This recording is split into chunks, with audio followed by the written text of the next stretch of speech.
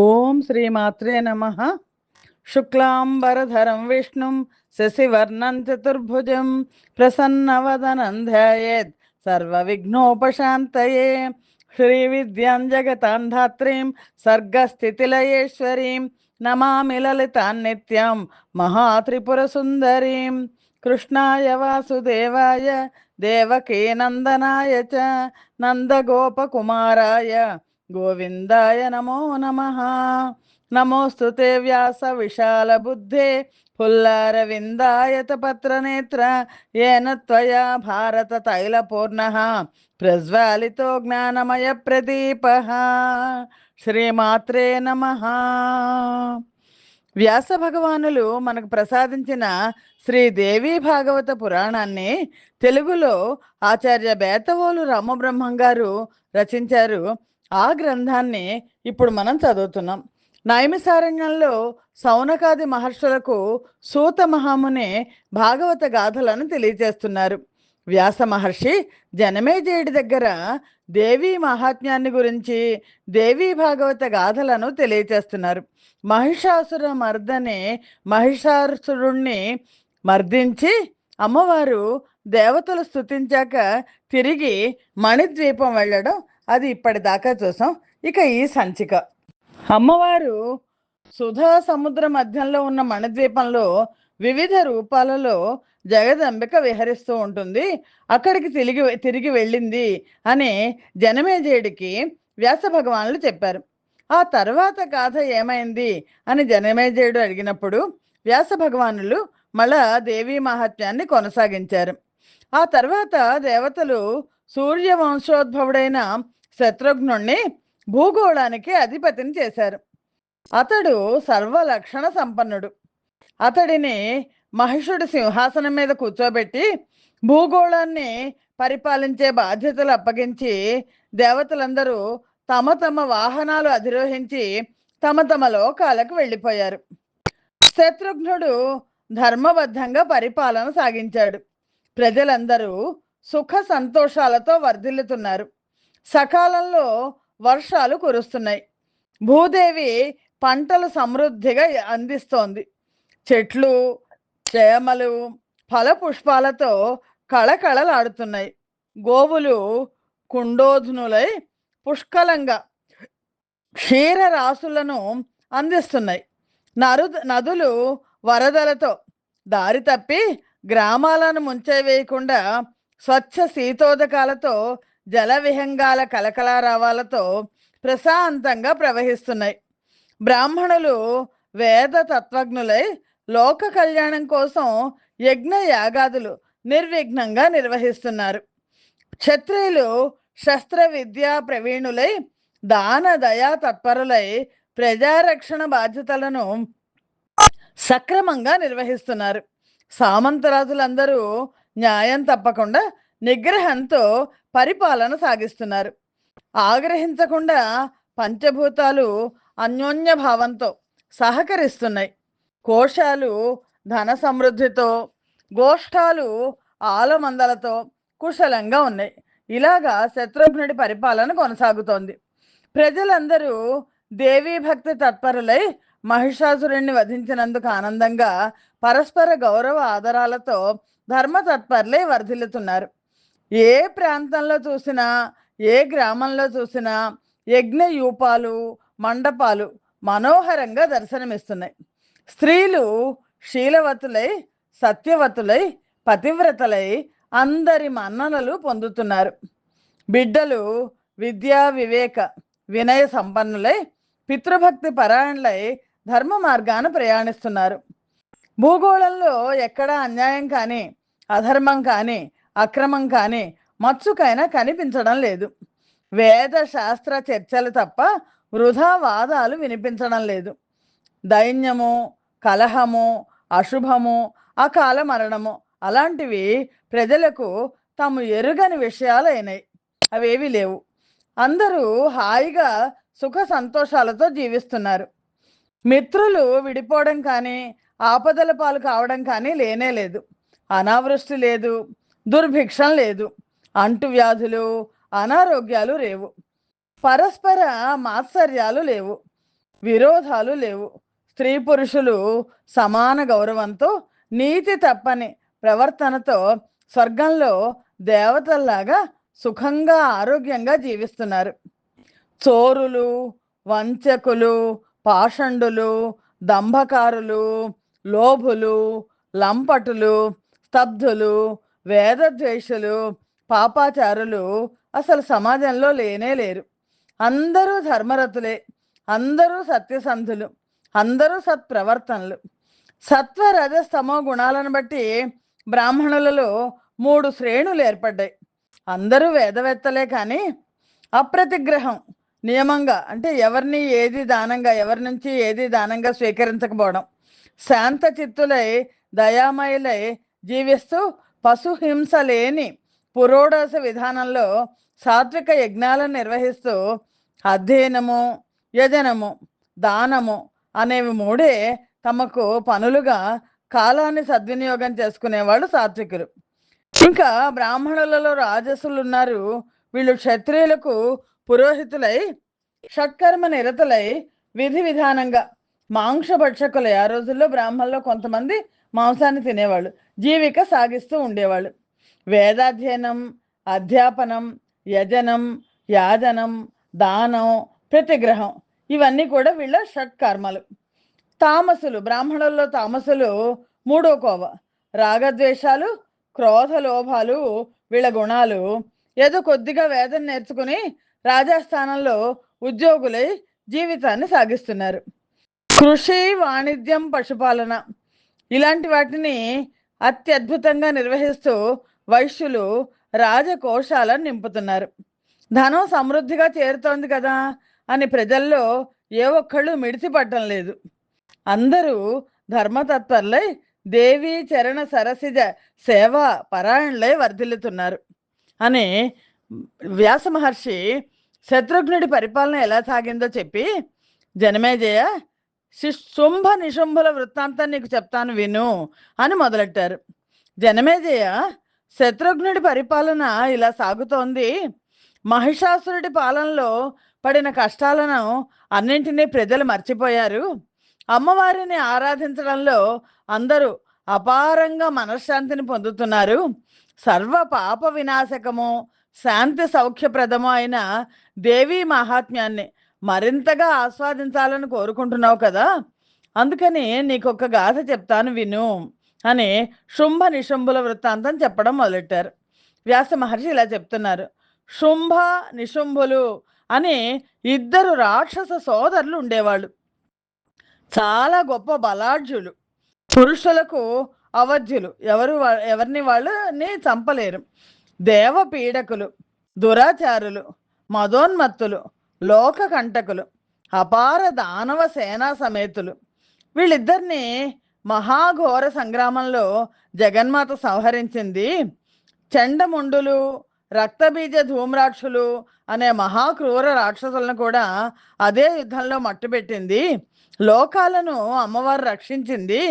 సకల దేవతలతోనూ సకల మానవులతోనూ సంస్తుతులు అందుకుంది అనేసరికి జనమేజయుడు అడుగుతున్నాడు, వ్యాస మహర్షి, మీరు ఇలాగా సంగ్రహంగా చెప్పేస్తే నాకు తృప్తి ఉండదు. ఎవరు ఈ శుంభ నిశుంభులు? మహాబలవంతులు ఎలా అయ్యారు? మహిషాసురుడికి లాగానే వీళ్ళకి స్త్రీ వధ్యత్వం ఎలా ప్రాప్తించింది? ఏం తపస్సు చేశారు? ఎవరైనా వరాలు ఇచ్చారా? కట్టకడపటికి ఎలా మరణించారు? ఇవన్నీ సవిస్తరంగా చెప్పి నా కుతూహలానికి సంతృప్తిని కలిగించండి అన్నాడు జనమేజయుడు. వ్యాస భగవానుడు ప్రారంభించారు. జనమేజయ, నువ్వు ఇలా అడుగుతావని నాకు తెలుసు, అందుకే సవిస్తరంగా చెప్పడానికే సిద్ధంగా ఉన్నాను. ఇది ఒక దివ్యమైన కథ. ఈ కథను ఎవరు విన్నా సరే సర్వ పాప ప్రణాశిని, దేవీ చరిత్ర, సర్వార్థ ఫలప్రదం, శుభప్రదం. అందుకనే చెప్తున్నాను, నువ్వు ఆలకించు అని వ్యాస భగవానుడు చెప్పడం మొదలెట్టారు. పూర్వకాలంలో శుంభుడు నిశుంభుడు అని ఈ భూగోళం మీద 2 రాక్షసులు ఉండేవాళ్ళు. పాతాళం నుంచి భూగోళానికి వచ్చారు. 2 శుభ దర్శనులు, చాలా అందంగా ఉన్నారు, యవ్వనంలో ఉన్నారు. కానీ సాంసారిక సుఖాల వైపు వెళ్ళకూడదు అని ఇంద్రియాలను నిగ్రహించుకొని గొప్ప తపస్సు చేశారు. అన్న ఉదకాలను పరిత్యజించి అన్నం తినలేదు, మంచినీళ్ళు తాగలేదు. పరిత్యజించి పరమ పావనమైన పుష్కర క్షేత్రంలో యోగ విద్యా ప్రభావంతో వేల సంవత్సరాలు తీవ్రమైన తపస్సు చేశారు. స్థిరంగా ఒకే యోగాసనంలో చేసిన ఆ తపస్సుకి బ్రహ్మదేవుడు సంతృప్తి చెందారు. హంసవాహనంపై బయలుదేరి వాళ్ళ దగ్గరికి వచ్చాడు. వాళ్ళు కళ్ళు మూసుకొని తపస్సు చేసుకుంటూనే ఉన్నారు. బ్రహ్మదేవుడే పలకరించారు. శుంభ నిశుంభులారా, ఇంకా లేవండి, మీ తపస్సులకు సంతృప్తి చెందాను. ఏ వరం కావాలో కోరుకోండి, ఇస్తాను అన్నాడు. యోగ సమాధి నుంచి బయటికి వచ్చిన శుంభ నిశుంభులు లేచి నిలబడ్డారు. బ్రహ్మదేవుడికి నమస్కారం చేశారు. బ్రహ్మదేవుడికి ప్రదక్షిణం చేశారు.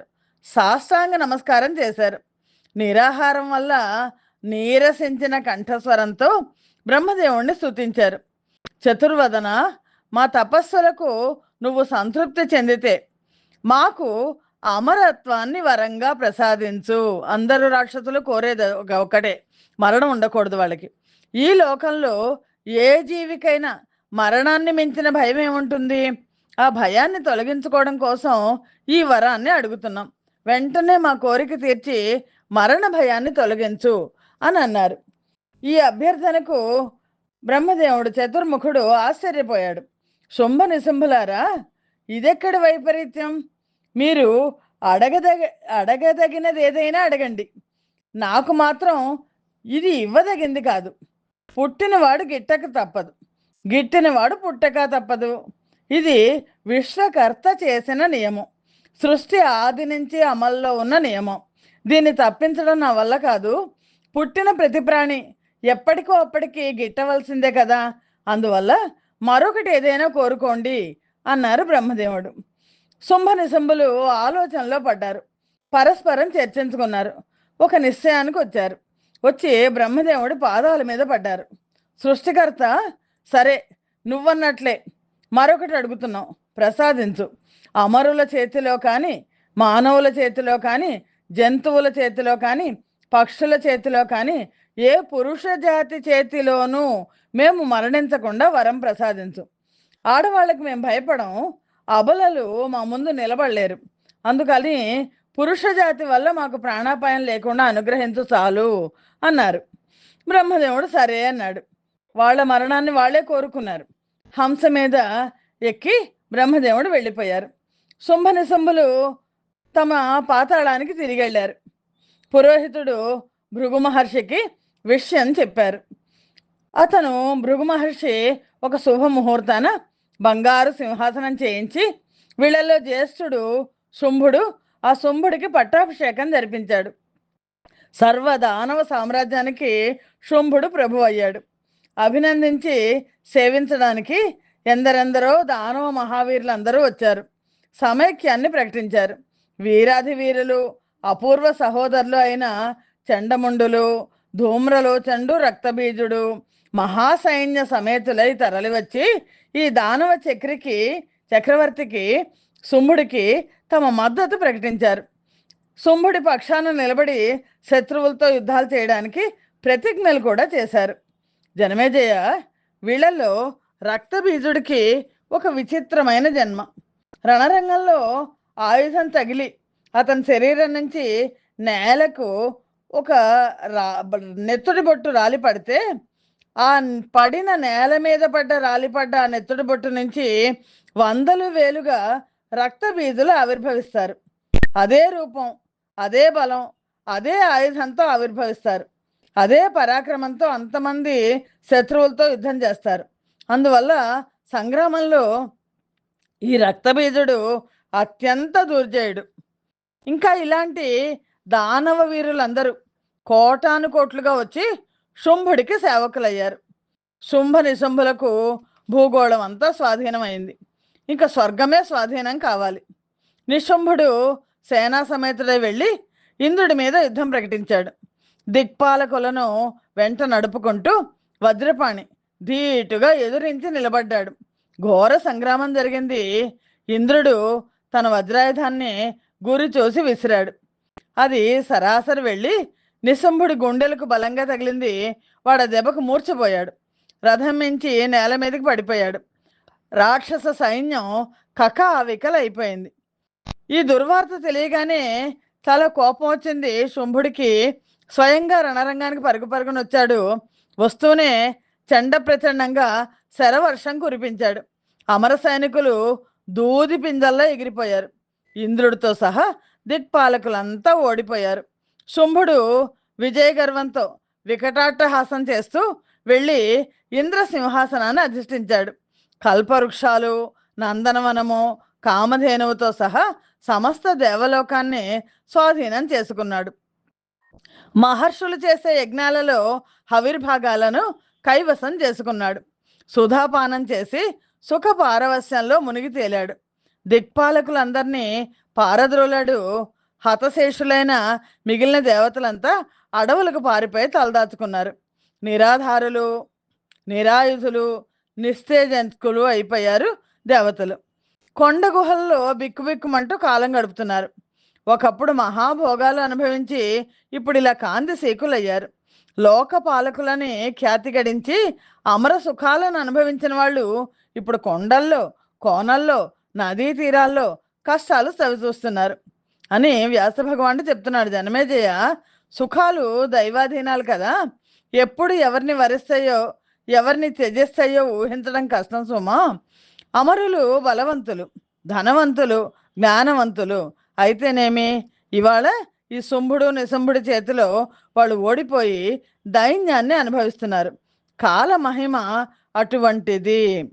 బలవంతో మహాభాగా బహుజ్ఞాధన సంయుతాబే కాలే దుఃఖం తథా దైన్య మాప్నువంతి నరాధిప చిత్రమేతన్మహారాజ కాలస్వైవ విచేష్టితం యక్కరోతి నరంతావద్రాజానం భిక్షుకం తతః దాతారం యాచకం చైవ బలవంతం తథా బలం పండితం వికలం కామం శూరం చాతీవ కాతరం. వ్యాస భగవానుడు చెప్తున్నారు, జనమేజయ, ఈ కాల మహిమ చిత్రాతి విచిత్రంగా ఉంటుంది. ఒకడిని ఒకప్పుడు మహారాజుని చేస్తుంది, అంతలోనే అతన్ని భిక్షుకుడుగా మార్చేస్తుంది. రాజు బంటు అవుతాడు, బంటు రాజు అవుతాడు, దాత యాచకుడు అవుతాడు, బలవంతుడు బలహీనుడవుతాడు, పండితుడేమో అజ్ఞాని అయిపోతాడు, మహాసూరుడు భీరువు అయిపోతాడు. 100 యజ్ఞాలు చేసి సంపాదించుకున్న ఇంద్ర పదవిని ఈనాడు కోల్పోయి శచీపతి అడవుల పాలయ్యాడు. కాలమే ధర్మిష్ఠుణ్ణి చేస్తుంది, జ్ఞానిని చేస్తుంది. మళ్ళీ అదే కాలం అదే మనిషిని పాపిష్ఠుణ్ణి, అజ్ఞానిని చేస్తుంది. ఇందులో ఆశ్చర్యపోవాల్సింది ఏమీ లేదు. కాలమహిమ అటువంటిది. బ్రహ్మ విష్ణు మహేశ్వర్లకే ఇటువంటి కష్టాలు తప్పలేదు. విష్ణుమూర్తి సూకర జన్మ ఎత్తారు కదా, మహాశివుడు పుర్రె చేతపట్టి భిక్షాటనం చేయాల్సి వచ్చింది కదా. కాలమే అన్ని వేళలా అందరికంటే బలీయమైంది అని వ్యాస భగవానుడు చెప్పాడు. విష్ణుర్జన నమాప్నోతి సూకరాదిషు యోనిషు హరః కపాలి సంజాతః కాలేనైవ బలీయస. వ్యాస భగవానుడు కొనసాగించాడు. దేవతలందరికీ కూడా దేవి ప్రసన్నత అనే ఘట్టాన్ని వ్యాస భగవానుడు చెప్పడం మొదలెట్టారు. జనమేజయ, శుంభుడు స్వర్గ సామ్రాజ్యాన్ని ఆక్రమించి 1000 ఏళ్ళు గడిచింది. అడవుల్లో జీవిస్తున్న దేవతలంతా క్రమక్రమంగా సంఘటితులయ్యారు. బృహస్పతిని సలహా అడిగారు. మన రాజ్యాన్ని, మన భోగాలను తిరిగి పొందడానికి ఏదైనా ఉపాయం చెప్పమన్నారు.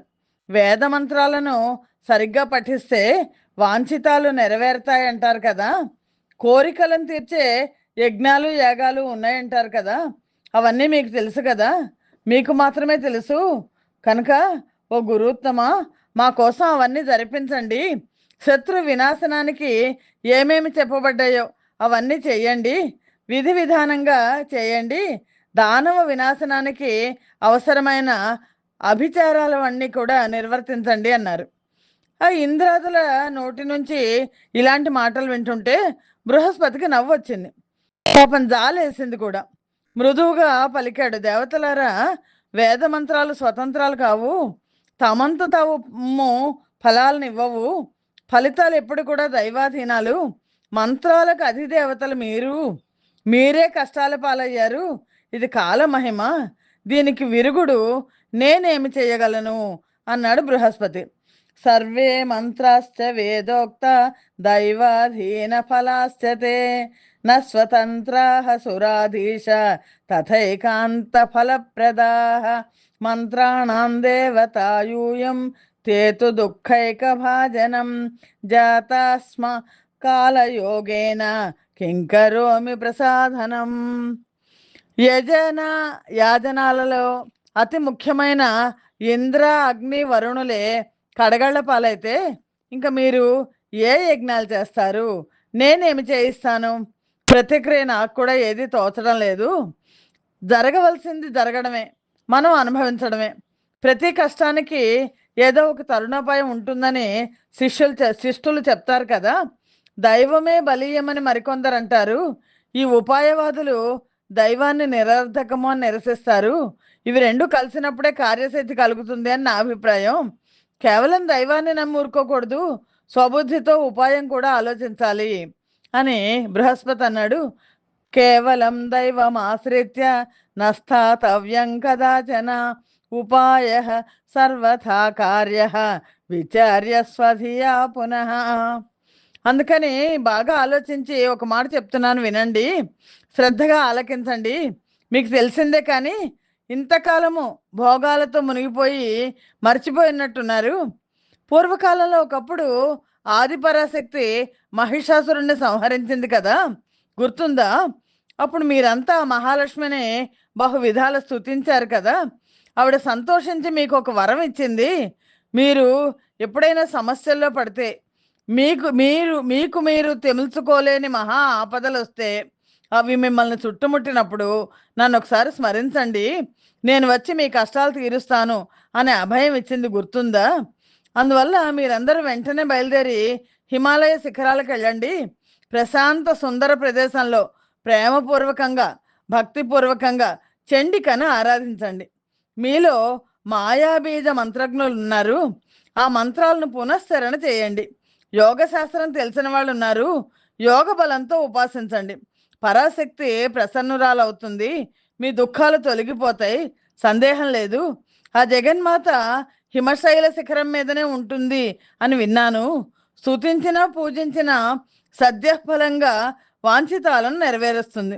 కరుణా స్వరూపిణి దృఢంగా సంకల్పించుకుని హిమాలయాలకు వెళ్ళండి. దేవతలారా వెంటనే బయలుదేరండి.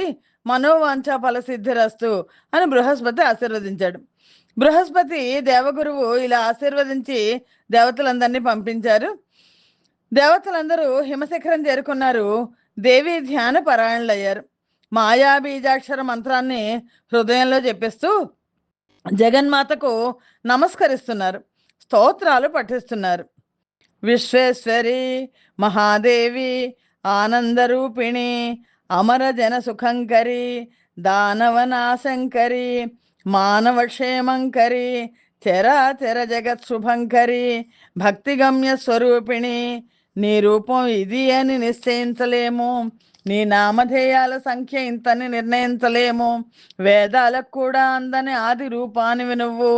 సర్వశస్త్ర స్వరూపవు, సర్వాస్త్ర స్వరూపవు, సర్వ సృష్టి స్థితి లయకారిణివి.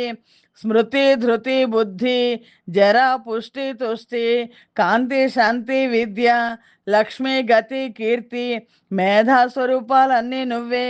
ఈ విశ్వానికి పురాణ బీజానివి.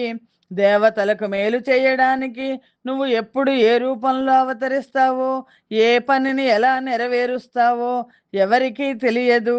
క్షమ, యోగ నిద్ర, దయ, వివక్ష అన్నీ నువ్వే. అలనాడు మహిషాసురుణ్ణి సంహరించి దేవతలనందరినీ రక్షించావు. ఇప్పుడు మళ్ళీ అవసరం వచ్చింది. తల్లి కాపాడు. దేవతల పట్ల నీకున్న ప్రేమ అపారమని వేద పురాణ శాస్త్రాలు పదే పదే కీర్తిస్తున్నాయి. ఇందులో ఆశ్చర్యమేముంది తల్లి? నువ్వు మా జనయిత్రివి, కనుక మా ఆలన పాలన నీ బాధ్యతలు. నువ్వు కాదంటే మేము తల్లి లేని బిడ్డలమైపోతాం, తల్లడిల్లిపోతాం. నీ గుణాలకు, నీ రూపాలకు, నీ నామాలకు అవధి లేదు, అంతు లేదు. అలాగే సాధు సజ్జనుల పట్ల నీ ప్రేమకు కూడా అవధి లేదు, పరిమితి లేదు. అందుకే రక్షించమని అభ్యర్థిస్తున్నాం, భక్తి ప్రపత్తులతో ప్రార్థిస్తున్నాం. బాణాపాతం లేకుండా, ముష్టిఘాతం లేకుండా, శూల ఖడ్గ శక్తి దండాధ్యాయుధాలు ఏమీ లేకుండా నువ్వు శత్రువులను చిటికలో సంహరించగలవు. అయినా లోకోపకారం కోసం ఒక లీలా విలాసంగా రూపాన్ని ధరిస్తావు, ఆయుధాలు ప్రయోగిస్తావు అని ప్రార్థిస్తున్నారు. వినా బాణపాతైర్వినా ముష్టిఘాతై, వినా శూలఖడ్గై, వినా శక్తిదండై, రిపున్ హంతుమేవాసి శక్తా వినోదాత్ తథాపీహ లోకోపకారాయ లీలా. కారణం లేకుండా కార్యోత్పత్తి జరగదు అనేది శాశ్వతమైన సత్యం. అనుమానాది ప్రమాణాలతో మేమంతా తర్కించుకుంటూ ఉంటాం. ఈ విశ్వానికి ఓ అమ్మ నువ్వే కర్తవు. బ్రహ్మ విష్ణు మహేశ్వరులు సృష్టి స్థితి లయకర్తలని పురాణాలు చెప్తున్నా. ఆ ముగ్గురిని యుగాదిలో సృష్టించింది నువ్వే కనుక చరాచర జగన్మాతవు నువ్వే. ఆ త్రిమూర్తులు అలనాడు నిన్ను ఆరాధిస్తే సంతోషించి ముగ్గురికి 3 శక్తులు ప్రసాదించావు. ఆ శక్తులు నీ రూపాలే. వాటి సాయంతో ఆ ముగ్గురు తమ విధులను నిర్వహించగలుగుతున్నారు. మహా యతీశ్వరులమని చెప్పుకుంటూ లోకుల చేత పాదపూజలు అందుకుంటున్న వాళ్ళు నిజంగా నేను ఉపాసించకపోతే వాళ్ళంతా కూడా యతులు కాదు, వట్టి మందమతులు. నువ్వు విశ్వజననివి, పరావిద్యవు, సకల వాంఛాప్రదవు, ముక్తిప్రదవు, విభుధ వందితవు, పాదార విందవు. తే ఖిన్న మందమతయో యతయో విమూఢాః త్వాం యేన విశ్వజననీం సముపాశ్రయంతి విద్యాం పరాం సకల కామఫలప్రదాంతాం ముక్తిప్రదాం విభుధ బృంద సువందితాంఘ్రిం. హరిహరాదులే నిన్ను సేవిస్తున్నారు, దేవదానవులు నిన్ను అర్చిస్తున్నారు. అలాంటి నీ దివ్య చరణార విందాలను ధ్యానించిన అల్పబుద్ధులను ఏమనాలి? విధి వంచితులంటే వీళ్ళు కాక ఇంకెవరు? నీ అంశావతారమైన లక్ష్మీదేవి పాద పంకజాలకు శ్రీ మహావిష్ణువు స్వయంగా పారాణ దిద్దుతూ ఉంటారు. త్రినేత్రుడైన శంకరుడు పార్వతీ పాదాంబుజ పరాగ రేణువులకు శిరసావహిస్తాడు. అటువంటిది నీ పాదాలను భజించని మానవ మాత్రుడి గురించి ఏం చెప్పమంటావు? విరాగులై సంసారాలను విడిచిపెట్టి తపస్సులు చేపట్టిన మునీశ్వరులు సైతం నీ పాద పద్మాలను ఆరాధిస్తున్నారు. జలధిజ పద పంకజరంజనం జతురసేన కరోతి హరిస్వయం త్రినయనోపి ధరాధర జాంఘ్రి పంకజ పరాగ నిషేవణ తత్పర. జగన్మాత ఒకటి మాత్రం ఖాయం, సంసార కూప పతితులై నిన్ను అర్చించని వారు నిజంగా పతితులు. వాళ్ళకి రోగాలు రొస్టులు తప్ప సుఖం ఉండదు. ఈ జన్మలో కట్టెలు అమ్ముకుంటూనో గడ్డి గాదం అమ్ముకుంటూనో మహాదరిద్రం అనుభవిస్తున్న వాళ్ళంతా కిందటి జన్మలో జగన్మాతను అర్చించని వాళ్ళు అని నిర్ధారణగా చెప్పవచ్చు. ఏకాష్టభారవహనే యవసావహారే కార్యే భవంతి నిపుణాధరదారహీనా జానీమహేల్పమతిభిర్భవదంఘ్రిసేవా పూర్వే భవే జనని తైర్న కృతా కదాపి. జనమేజయ వ్యాసభగవానుడు చెప్తున్నారు, సకల దేవతలు సామూహిక దీక్షగా ఇలా స్తుతిస్తే కరుణామయి అమ్మవారి హృదయం కరగకుండా ఉంటుందా? రూప యవ్వన సంపన్నగా ఒక్కసారిగా ప్రత్యక్షమైంది. దివ్య సుందర వస్త్రాలు ధరించి ఉంది ఆవిడ. దివ్య సుందర భూషణాలు అలంకరించుకుని ఉంది. దివ్య సుందర మాలికలు ముడుచుకుంది. దివ్య చందన చర్చ జరుపుకుంది. జగన్మోహన లావణ్యంతో సర్వలక్షణ లక్షిత రూప వైభవంతో ఆ అద్వితీయ స్వరూపిణి దేవతలకు దర్శనం అనుగ్రహించింది. గంగానదిలో స్నానానికని హిమగిరి గహ్వర నుండి వెలుపలికి వచ్చింది. వచ్చి ఆ విశ్వమోహన మోహిని తన మేఘ గంభీర కంఠధ్వనితో కోకిలలాగా దేవతలను పలకరించింది.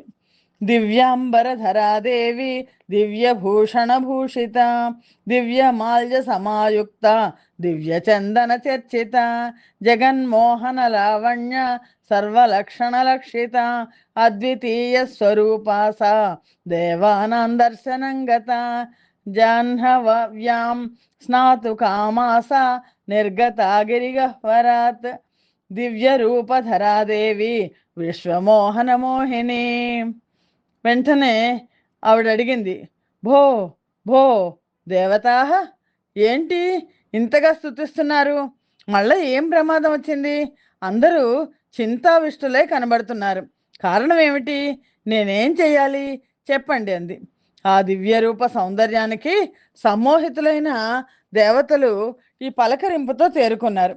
ఓ విశ్వేశ్వరి, ఓ విశ్వేసి, కరుణారాశి, కాపాడు తల్లి, కాపాడు. రాక్షసులు పెట్టే బాధలు పడలేక నిన్ను శరణు వేడుతున్నాం. పూర్వం ఒకప్పుడు నువ్వు మహిషాసురుని సంహరించి మాకు ఒక వరం ఇచ్చావు.